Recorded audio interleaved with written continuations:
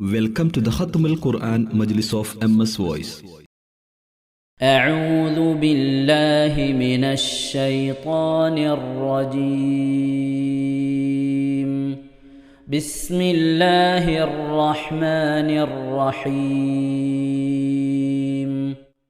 بسم الله الرحمن الرحيم.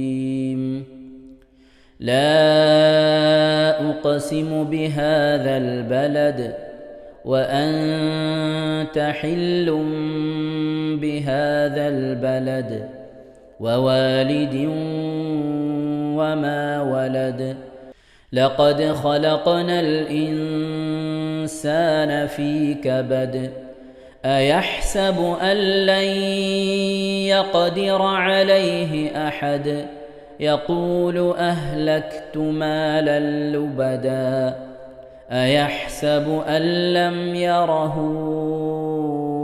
أحد ألم نجعل له عينين ولسانا وشفتين وهديناه النجدين فلاقتحم العقبة وما أدراك ما العقبة فك رقبة أو إطعام في يوم ذي مسغبة يتيما ذا مقربة أو مسكينا ذا متربة ثم كان من الذين آمنوا وتواصوا بالصبر وتواصوا بالمرحمة أولئك أصحاب الميمنة والذين كفروا بآياتنا هم أصحاب المشأمة عليهم نار مؤصدة. بسم الله الرحمن الرحيم. والشمس وضحاها والقمر إذا تلاها والنهار إذا جلاها والليل إذا يغشاها والسماء وما بناها والأرض وما طحاها ونفس وما سواها فألهمها فجورها وتقواها قد أفلح من زكاها وقد خاب من دساها كذبت ثمود بطغواها إذ انبعث أشقاها فقال لهم رسول الله ناقة الله وسقياها فكذبوه فعقروها فدمدم عليهم ربهم بذنبهم فسواها ولا يخاف عقباها. بسم الله الرحمن الرحيم. والليل إذا يغشى والنهار إذا تجلى وما خلق الذكر والأنثى إن سعيكم لشتى فأما من أعطى واتقى وصدق بالحسنى فسنيسره لليسرى وأما من بخل واستغنى وكذب بالحسنى فسنيسره للعسرى وما يغني عنه ماله إذا تردى إن علينا للهدى وإن لنا للآخرة والأولى فأنذرتكم نارا تلظى لا يصلاها إلا الأشقى الذي كذب وتولى وسيجنبها الأتقى الذي يؤتي ماله يتزكى وما لأحد عنده من نعمة تجزى إلا ابتغاء وجه ربه الأعلى ولسوف يرضى بسم الله الرحمن الرحيم والضحى والليل إذا سجى ما ودعك ربك وما قلى وللآخرة خير لك من الأولى ولسوف يعطيك ربك فترضى ألم يجدك يتيما فآوى ووجدك ضالا فهدى ووجدك عائلا فأغنى فأما اليتيم فلا تقهر وأما السائل فلا تنهر وأما بنعمة ربك فحدث بسم الله الرحمن الرحيم ألم نشرح لك صدرك ووضعنا عنك وزرك الذي أنقض ظهرك ورفعنا لك ذكرك فإن مع العسر يسرا إن مع العسر يسرا فإذا فرغت فانصب وإلى ربك فارغب بسم الله الرحمن الرحيم والتين والزيتون وطور سينين وهذا البلد الأمين لقد خلقنا الإنسان في أحسن تقويم ثم رددناه أسفل سافلين إلا الذين آمنوا وعملوا الصالحات فلهم أجر غير ممنون فما يكذبك بعد بالدين أليس الله بأحكم الحاكمين بسم الله الرحمن الرحيم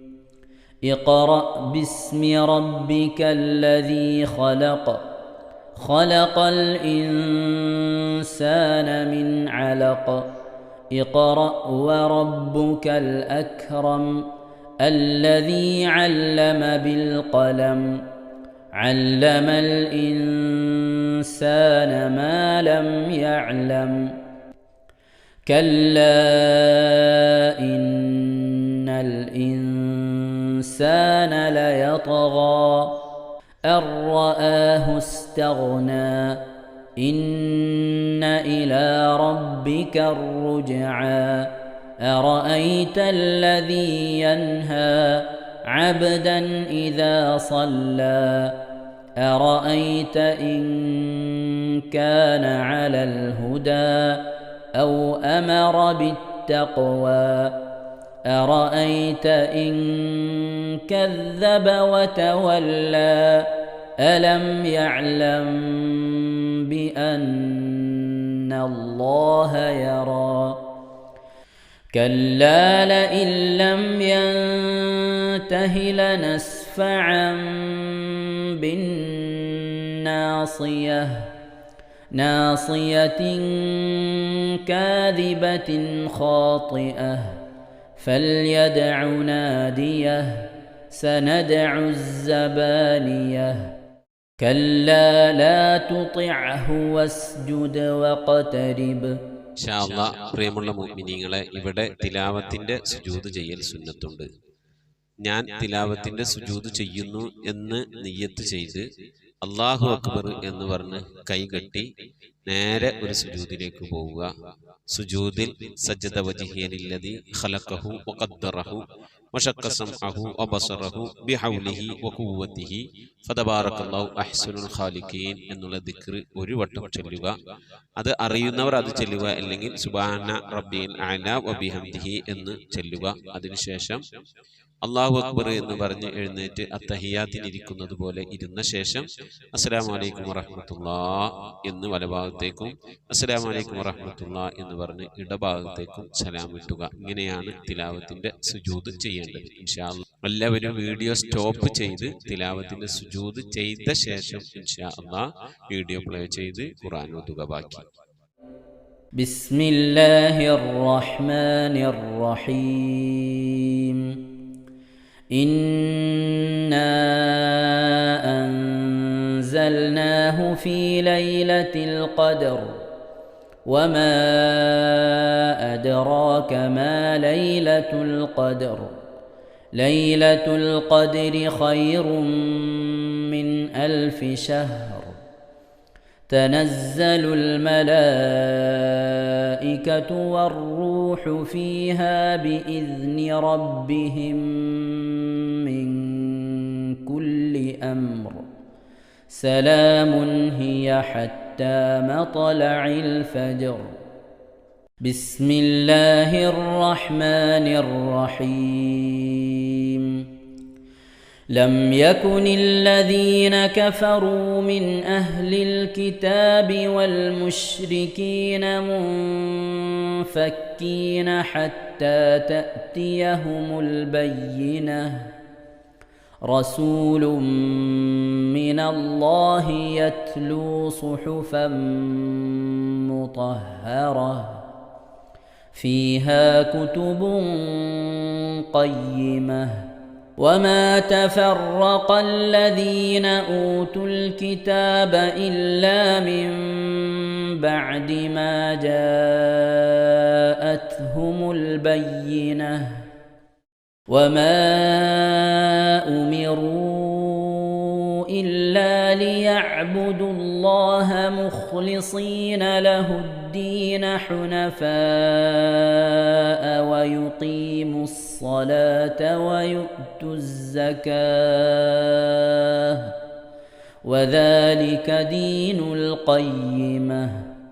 إن الذين كفروا من أهل الكتاب والمشركين في نار جهنم خالدين فيها أولئك هم شر البرية.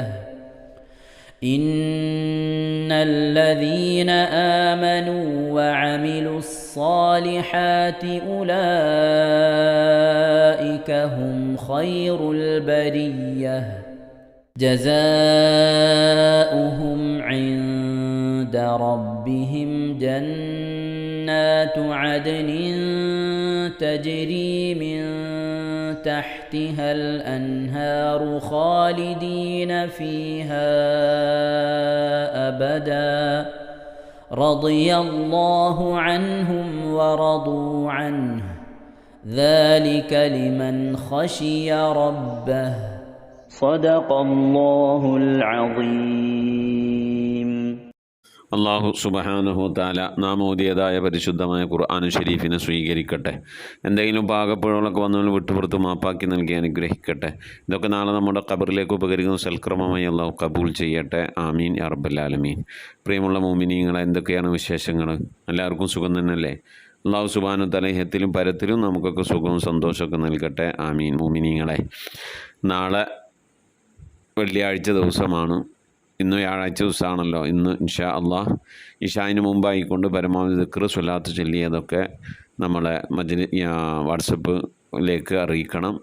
അതുപോലെ നാളെ നമ്മുടെ ഖത്തമ് തീരുകയാണ്. അപ്പോൾ നമ്മൾ മുമ്പൊക്കെ പറഞ്ഞിരുന്നു, ഖത്തമ് തീരുമ്പോൾ ശ്രദ്ധിക്കേണ്ട കുറച്ച് കാര്യങ്ങൾ. ഖത്തമ് നമ്മൾ വഴങ്ങുമ്പോൾ അതിനെന്തെങ്കിലും ഒരു ചീരിനി ഉണ്ടാക്കണം. അപ്പോൾ നാളെ പകലിൻ്റെയോ രാത്രിയുടെയോ തുടക്കത്തിൽ ഖത്തമ് നമ്മൾ തീർക്കണം. അഥവാ സുബഹി നിസ്കാരം കഴിഞ്ഞ് ഖത്തമ് തീർക്കുമ്പോൾ പ്രഭാതം വരെ മലക്കുകൾ നമുക്ക് വേണ്ടി പൊറുക്കലിനെ ചോദിക്കുമെന്നാണ്.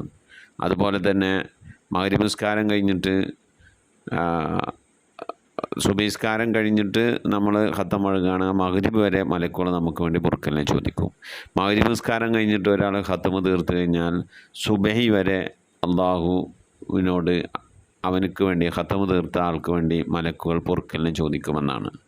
ആയതുകൊണ്ട് പകലിൻ്റെ ആദ്യത്തിലോ അതുപോലെ തന്നെ നമ്മുടെ രാത്രിയുടെ ആദ്യത്തിലോ തീർക്കാൻ വേണ്ടി ശ്രമിക്കണം. അതുകൊണ്ടാണ് ഇൻഷാ അല്ലാഹ് സുബഹി നിസ്കാരം കഴിഞ്ഞ് നമ്മൾ ഖത്തം ഓതി തീർക്കുന്നത്.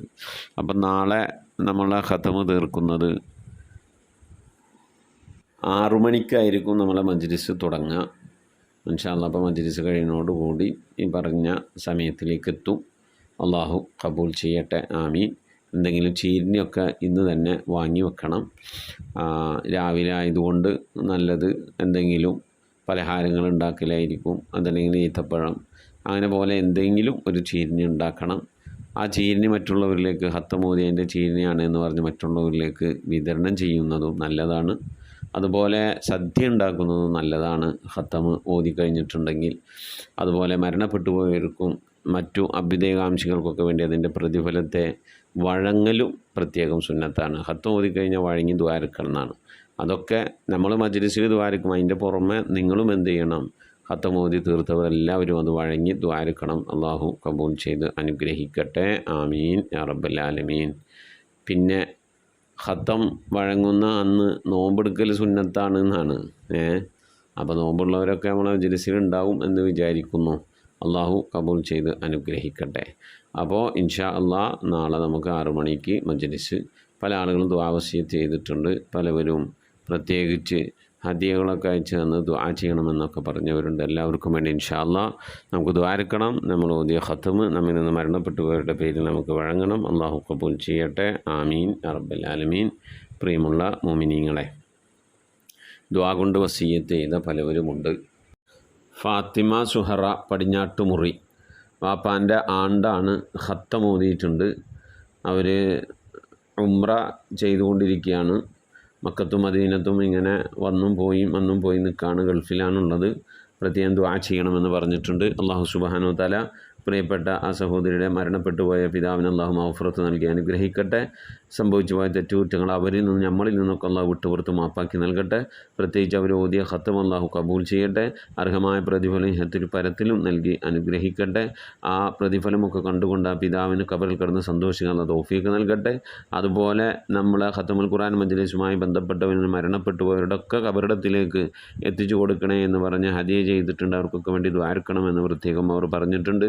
അതുപോലെ ഉംറക്ക് പോയപ്പോൾ ഉംറക്കും മദീനക്കും ഒക്കെ പോയപ്പോൾ പ്രത്യേകം ദുആ ചെയ്തിട്ടുണ്ട് എന്ന് പറഞ്ഞിട്ടുണ്ട്. അള്ളാഹു അവരുടെ ഉംറയും അതുപോലെ തന്നെ ദുആകളുമൊക്കെ അള്ളാഹു കബൂൽ ചെയ്യട്ടെ. ഖത്തമും കബൂൽ ചെയ്യട്ടെ. അർഹമായ പ്രതിഫലം ഇഹത്തിലും പരത്തിലും നൽകി അനുഗ്രഹിക്കട്ടെ. ആമീൻ യാ റബ്ബൽ ആലമീൻ. അതുപോലെ ഐഷാബി പൂവാറ്റുപറമ്പ് ബദരീങ്ങളുടെ പേരിൽ ഒരു ഖത്തമ് ഓതിയിട്ടുണ്ട്.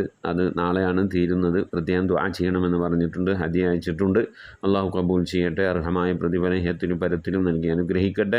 മരണപ്പെട്ടു പോയവർക്ക് അല്ലാഹു മഗ്‌ഫിറത്ത് നൽകട്ടെ. ബദരീങ്ങളെ ബർക്കത്ത് കൊണ്ട് കൊണ്ട് അവരുടെ ജീവിതത്തിനും നമ്മുടെ ജീവിതത്തിനുമൊക്കെ അള്ളാഹു രോഗങ്ങൾക്ക് ശിഫാവും പരിപൂർണ്ണ ഈമാനും അള്ളാഹു നമുക്കെല്ലാവർക്കും നൽകി അനുഗ്രഹിക്കട്ടെ. മൂത്ത റസൂലടക്കമുള്ള ബദരീങ്ങളെ ഹലറത്തിലേക്ക് അവർ ഓതിയ ഖത്തമിൻ്റെ പ്രതിഫലത്തെ അള്ളാഹു എത്തിച്ചു നൽകി അനുഗ്രഹിക്കട്ടെ. സാമ്പത്തികരുടെ മേഖലയിലൊക്കെ അള്ളാഹു ബർക്കത്ത് നൽകട്ടെ. ആമീൻ യാ റബ്ബൽ ആലമീൻ. പ്രിയമുള്ള മുഅ്മിനീങ്ങളെ, ഇൻഷാ അള്ളാഹ് നാളെ നമ്മുടെ ഖത്തമുൽ ഖുർആൻ മജ്ലിസാണ്. അപ്പോൾ എല്ലാവരും ഓതി തീരാനുള്ള ഭാഗങ്ങളൊക്കെ ഉണ്ടെങ്കിൽ നിങ്ങളൊക്കെ ഓതി തീർത്തിട്ടുണ്ടാകും എന്ന് വിചാരിക്കുന്നു.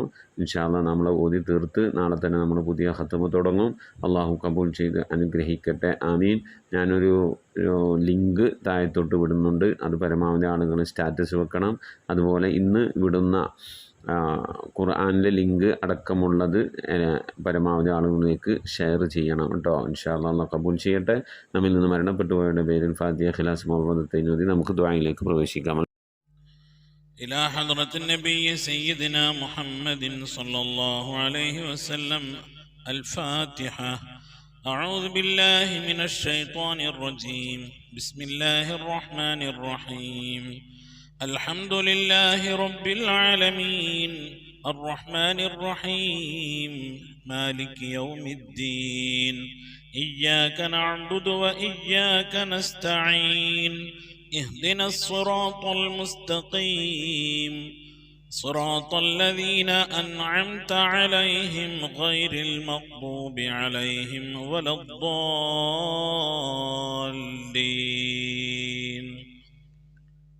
آمين. بسم الله الرحمن الرحيم. قل هو الله أحد الله الصمد لم يلد ولم يولد ولم يكن له كفوا أحد. بسم الله الرحمن الرحيم. قل هو الله أحد الله الصمد لم يلد ولم يولد ولم يكن له كفوا أحد. بسم الله الرحمن الرحيم. قل هو الله أحد الله الصمد لم يلد ولم يولد ولم يكن له كفوا أحد. بسم الله الرحمن الرحيم. قل أعوذ برب الفلق من شر ما خلق ومن شر غاسق إذا وقب ومن شر النفاثات في العقد ومن شر حاسد إذا حسد. بسم الله الرحمن الرحيم.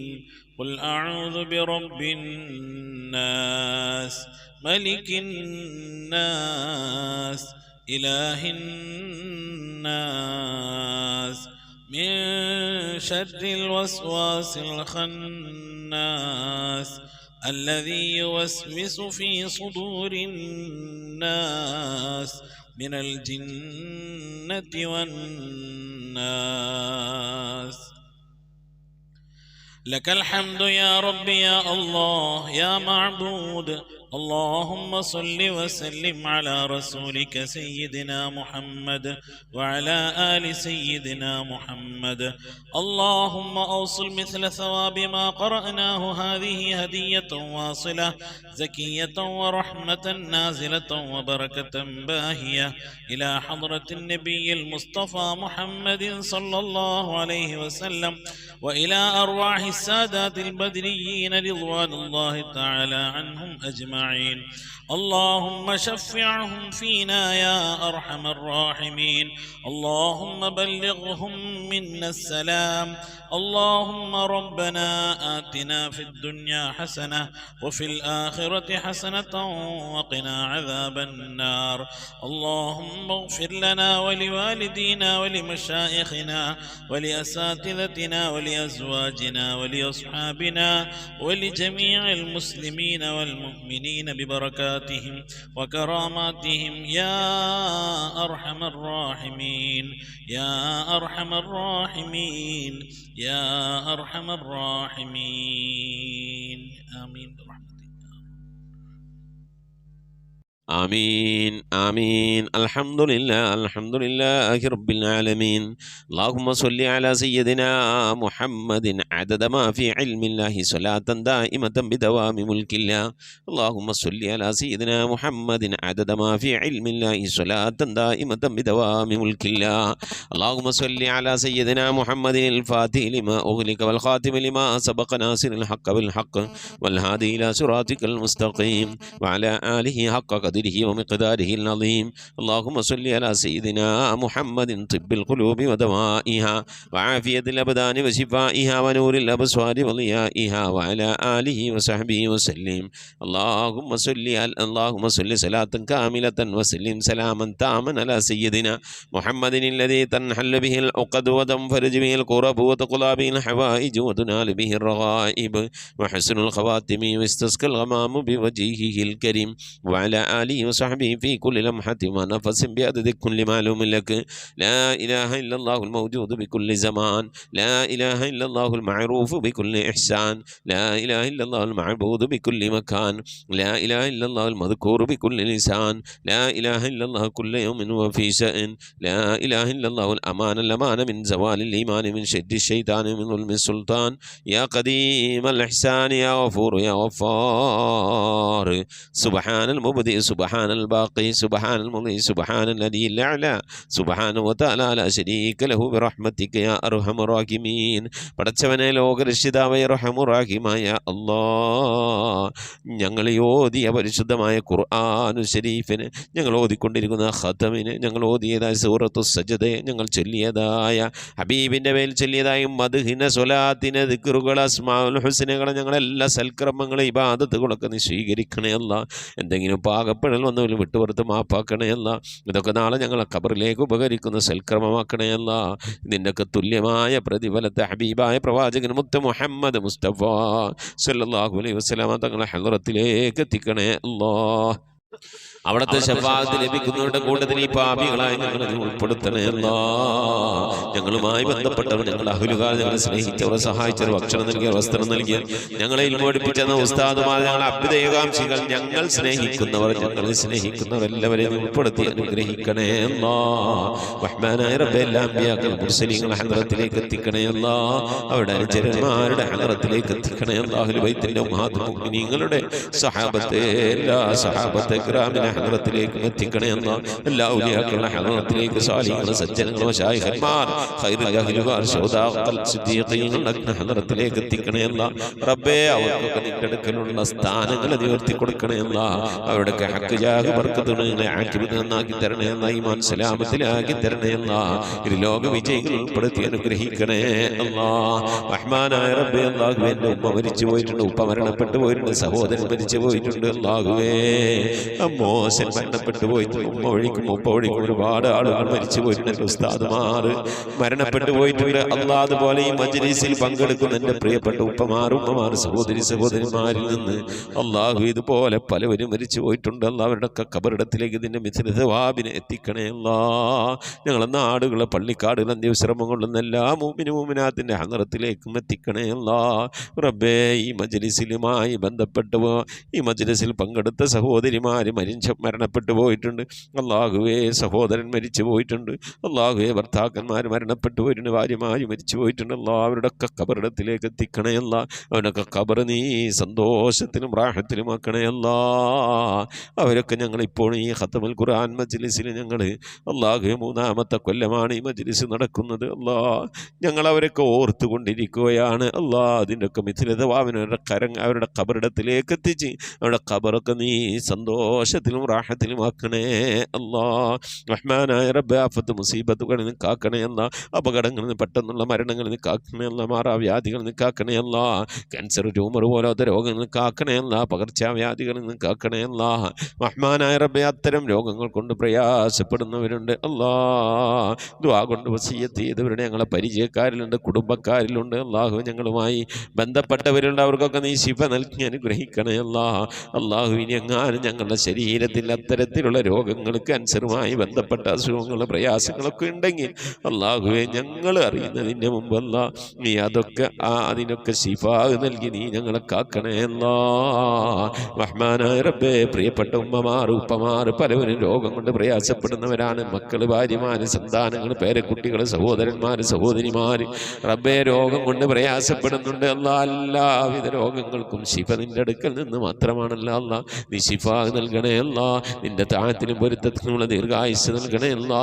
കടം കൊണ്ട് പ്രയാസപ്പെടുന്നവരുടെ വീട്ടാനുള്ള തൗഫീഖ് നൽകണേ അല്ലാ. കടക്കാരായിക്കൊണ്ട് ഞങ്ങൾ നീ മരിപ്പിക്കല്ല അല്ലാ. ഞങ്ങളെ ജോലികളിലൊക്കെ നീ ബർക്കത്ത് നൽകണേ അല്ലാ. ബർക്കത്തുള്ള സമ്പത്ത് നൽകണേ അല്ലാ. ഞങ്ങളെ മൈശത്തിൻ്റെ മേഖലയിൽ ഖൈറും ബർക്കത്ത് നൽകി അനുഗ്രഹിക്കണേ അല്ലാ. റഹ്മാനായ റബ്ബേ, ഞങ്ങളെ വീട്ടിൽ ബർക്കത്ത് നൽകണേ അല്ലാ. ഞങ്ങളെ സ്ഥാപനങ്ങളിൽ ബർക്കത്ത് നൽകണേ അല്ലാ. ഞങ്ങളെ ഇബാദത്തിൽ, ഈമാനിൽ, തഖ്വയിലൊക്കെ ബർക്കത്ത് നൽകണേ അല്ലാ. ഞങ്ങളെ കുടുംബജീവിതത്തിൽ ബർക്കത്ത് നൽകണേ അല്ലാ. അല്ലാഹുവേ, മാതാപിതാക്കളും മക്കളും തമ്മിലുള്ള ജീവിതത്തിൽ സന്തോഷവും റാഹത്തും ബർക്കത്തൊക്കെ നൽകി അനുഗ്രഹിക്കണേ അല്ലാ. മക്കളെ കൊണ്ട് പ്രയാസപ്പെടുന്ന മാതാപിതാക്കളാക്കല്ലേ അല്ലാ. മാതാപിതാക്കളെ കൊണ്ട് പ്രയാസപ്പെടുന്ന മക്കളാക്കല്ലേ അല്ലാ. അല്ലാഹുവേ, റാഹത്തോടെ സന്തോഷത്തോടെ ഒത്തൊരുമയോടെ നിന്റെ താഴത്തിലും പൊരുത്തത്തിലുമായി ജീവിക്കുന്ന സന്തോഷമുള്ള, സമാധാനമുള്ള, ഐശ്വര്യമുള്ള, റഹ്മത്തുള്ള, ബർക്കത്തുള്ള ഭവനങ്ങളാക്കി ഞങ്ങളെ ഭവനങ്ങളെ നീ മാറ്റണേ അല്ലാ. റഹ്മാനായ റബ്ബേ, മജ്ലിസിൽ ദുആ കൊണ്ട് വസിയത്തുള്ള പ്രിയപ്പെട്ട ഉപ്പമാർ, ഉമ്മമാർ, സഹോദരി സഹോദരന്മാർ അല്ലാഹു, അവരുടെ സങ്കടങ്ങൾ നിനക്കറിയാമല്ലോ അല്ലാ. അവരുടെ വിഷമങ്ങൾ നിനക്കറിയാമല്ലോ അല്ലാ. അവരുടെ ആഗ്രഹങ്ങൾ നിനക്കറിയാമല്ലോ അല്ലാ. അവരുടെ ജീവിതത്തിലെ കഷ്ടപ്പാടുകൾ, ദുഃഖങ്ങൾ, ദുരിതങ്ങളൊക്കെ നിനക്കറിയാമല്ലോ അല്ലാ. എല്ലാത്തിനും ശമനം നിന്നടുക്കൽ നിന്ന് മാത്രമാണല്ലോ അല്ലാ. നീ ശമനം നൽകണേ അല്ലാ. നീ ആശ്വാസം നൽകണേ അല്ലാ. നീ സമാധാനം നൽകി അനുഗ്രഹിക്കണേ അല്ലാ. റഹ്മാനായ റബ്ബേ, നിന്റെ മഹദ് ഫദ്ൽ കൊണ്ട് അല്ലാ, മക്കളില്ലാത്തവർക്ക് മക്കളെ കൊടുക്കണേ അല്ലാ. വീടില്ലാത്തവർക്ക് വീട് നൽകണേ അല്ലാ. വീടും സ്ഥലം വിറ്റുപോകാൻ ആഗ്രഹിക്കുന്നവർക്ക് മാന്യമായ ഇടപാടുകാരെ എത്തിക്കണേ അല്ലാ. ഗർഭിണികൾക്ക് സുഖപ്രസവം നൽകണേ അല്ലാ. വിവാഹം നടക്കാതെ സങ്കടപ്പെടുന്നവർക്ക് ഹൈറായണകൾ നൽകണേ അല്ലാ. റഹ്മാനായ റബ്ബേ, വിവാഹം ഉറപ്പിച്ച് വച്ച മക്കളുണ്ട് അല്ലാ. ഞങ്ങൾക്ക് ആ മക്കളൊക്കെ നല്ല നിലക്ക് കെട്ടിച്ചയക്കാനുള്ള തൗഫീഖ് നൽകണേ അല്ലാ. റഹ്മാനായ റബ്ബേ, മക്കളുടെയൊക്കെ വിവാഹം ഉറപ്പിച്ച്, പ്രത്യേകിച്ച് പെൺമക്കളുടെയൊക്കെ വിവാഹം ഉറപ്പിച്ചുകൊണ്ട് കാലിയായ കൈയോടിരിക്കുന്ന രക്ഷിതാക്കളുണ്ട്. ദിനവും കണ്ണുനീരിലായിക്കൊണ്ട് കഴിയുന്നവരുണ്ട്. അല്ലാഹുവേ, അവരൊക്കെ മാന്യമായി കെട്ടിച്ചയക്കാനുള്ള തൗഫീഖ് നിന്റെ ഭാഗത്തു നിന്നുള്ള സഹായം അല്ലാഹുവേ നൽകി അനുഗ്രഹിക്കണേ അല്ലാ. ഖൈറിലാക്കണേ അല്ലാ. റാഹത്തിലാക്കണേ അല്ലാ. റഹ്മാനായ റബ്ബേ, അല്ലാഹുവേ, നിന്റെ മഹദ് ഫദ്ൽ കൊണ്ട് അല്ലാ, മരിക്കുന്നതിന് മുമ്പ് മഖ്ബൂലും മബ്റൂറുമായ ഹജ്ജും ഉംറയും ചെയ്യാനുള്ള തൗഫീഖ് നൽകണേ അല്ലാ. മർദിയായ സിയാറത്തിനുള്ള അവസരം നൽകണേ അല്ലാ. ഹജ്ജ് ചെയ്യാതെ, ഉംറ ചെയ്യാതെ, പുന്നാര ഹബീബിൻ്റെ റൗള സിയാറത്ത് ചെയ്യാതെ ഈ ദുനിയാവിൽ നിന്ന് വിട പറയേണ്ട ഒരവസ്ഥയിലേക്ക് ഞങ്ങളെ നീ എത്തിക്കല്ല അല്ലാ. മരിക്കുന്നതിന് മുമ്പ് ഹബീബിനെ കണ്ടുകൊണ്ട് സ്വർഗം കണ്ടില്ല ഇലാഹ ഇല്ലല്ലാഹ് എന്ന കലിമത്ത് തൗഹീദ് ഉച്ചരിച്ചുകൊണ്ട് ഒരു വെള്ളിയാഴ്ച രാവിലെ, ഒരു വെള്ളിയാഴ്ച പകലിലോ ഈ ദുനിയാവിൽ നിന്ന് റാഹത്തോടെ വിട പറയാൻ നീ തൗഫീഖ് നൽകണേ അല്ല. ഞങ്ങളെ സക്രാത്ത് എളുപ്പമാക്കി തരണേ അല്ല. മരണം നന്നാക്കി തരണേ അല്ല. സാലിഹീങ്ങൾ വിട പറയുന്നത് പോലെ ഈ ദുനിയാവിൽ നിന്ന് വിട പറയാൻ നീ തൗഫീഖ് നൽകണേ അല്ല. ബിഹഖി മുഹമ്മദിൻ സല്ലല്ലാഹു അലൈഹി വസല്ലം വആലി മുഹമ്മദിൻ സല്ലല്ലാഹു അലൈഹി വസല്ലം വസ്ഹാബി മുഹമ്മദിൻ സല്ലല്ലാഹു അലൈഹി വസല്ലം. റബ്ബനാ ആതിനാ ഫിദ്ദുനിയ ഹസനതൻ വഫിൽ ആഖിറതി ഹസനതൻ വഖിനാ അദാബന്നാർ. آمين برحمتك يا أرحم الراحمين. صلى الله تعالى وسلم على خير خلقه سيدنا محمد وآله وصحبه أجمعين. سبحان ربك رب العزة عما يصفون وسلام على المرسلين والحمد لله رب العالمين. بفضل صلى الله على محمد صلى الله عليه وسلم. صلى الله على محمد صلى الله عليه وسلم. اللهم صل على محمد يا رب صل عليه وسلم وصل على جميع الأنبياء والمرسلين والحمد لله رب العالمين. ആമീൻ. തഖബ്ബലല്ലാഹ്. മുഅ്മിനീങ്ങളെ പരമാവധി നാളെ വ്യാഴാഴ്ച ദിവസമാണ്. ഇശാഇന് മുമ്പായിക്കൊണ്ട് ഇൻഷാ അല്ലാഹ് പരമാവധി സ്വലാത്തുകളൊക്കെ ചൊല്ലി മജ്ലിസിലേക്ക് അറിയിക്കണമെന്ന് ഓർമ്മപ്പെടുത്തുന്നു. ധാരാളം സ്വലാത്ത് ചൊല്ലാൻ അല്ലാഹു നമുക്കൊക്കെ തൗഫീഖ് നൽകട്ടെ. ഉസിക്കും ദുആ. അസ്സലാമു അലൈക്കും വറഹ്മത്തുള്ളാഹി വബറകാതുഹു.